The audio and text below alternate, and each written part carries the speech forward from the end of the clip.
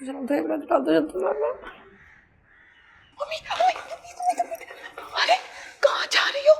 वहाँ जाओगी ना तो डांट पड़ जाएगी। पड़ जाए डांट, अब जीना होगा मरना होगा तो धरना होगा। जा रही हो। पाशा साहब, मुझे आपसे कुछ बात करनी है। मुझे तुमसे कोई बात नहीं करनी। मगर आपको मेरी बात सुननी होगी। उस वली से 2 मिनट की मुलाकात पर आपने मुझे इतनी बड़ी सजा सुना दी है। वो सजा नहीं है, तुम्हारा मुस्तकबिल है। और फरजाद ने तुम्हारे बारे में जो बातें की हैं वो मैं पहले ही जानती थी कि उस मशीनी आदमी ने ना आपके कान भरे मेरे खिलाफ। बाबा आप उसकी बातों में मत है, वो एक नंबर का खिसका हुआ आदमी है। 24 घंटे तो उसकी उंगलियां लैपटॉप पर रहती हैं और घड़ी की सुइयों की तरह चलता है। और उसको तो मुझसे अल्लाह वास्ते का बैर है। मेरी खुशियों से जलता है वो, क्योंकि खुद तो रोबोट बन चुका है, मेरी तरह एंजॉय लाइफ को कर नहीं सकता, इसलिए वो जलता है। आप उसकी बातों में मत आए प्लीज। देखो, पहली बात तो ये है वो निहायत मेहनती, ईमानदार और कामयाब बिजनेसमैन है। तुम्हारी तरफ वक्त जाया नहीं करता, वक्त की कदर करता है। और दूसरी बात यह है कि तुम्हारे बारे में जो उसने बातें की है उससे मैं पूरा मुत्तफिक हूँ। अब ऐसी बात भी नहीं है, मैं भी बहुत मेहनती हूँ और बहुत जल्दी बिजनेस वुमेन बन जाऊंगी, आप देखिएगा। अच्छा, वो कैसे? आपको पता है, एक बहुत बड़ी कंपनी है जिसमें मैंने अपने पैसे इन्वेस्ट किए हैं और मुझे बहुत जल्दी मुनाफा होगा, आप देखिएगा। अगर आपको यकीन है ना, आप तस्दीक कर लें। मैं कॉल मिला देती हूँ अभी।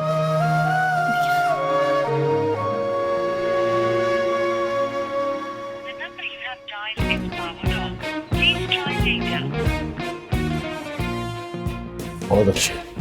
ये क्या हुआ? तो फोन बंद हो गया। क्या तुम्हारे 10 लाख पे उनकी नीयत तो खराब नहीं हो गई? नहीं, मैं अभी दोबारा कॉल मिला। ला हौल वला कुव्वत। एक ड्रामा खत्म नहीं होता, दूसरा शुरू हो जाता है। बाबा मैं कॉल दोबारा। देखो ना, ट्राई करो, क्या बना? क्या बनेगा? क्या किया है? बाबा के मूड से पता चल गया कि फिर से कोई गलती की है। तो ये एक मुसीबत खत्म नहीं होती और दूसरी मुसीबत आ जाती है और पापा के सामने बेइज्जती अलग हो गई है। हुआ क्या है? चुप कर तुम। अच्छा ठीक है, सॉरी। मेरे भी तो थे। सच्ची आपको अपनी पड़ी है।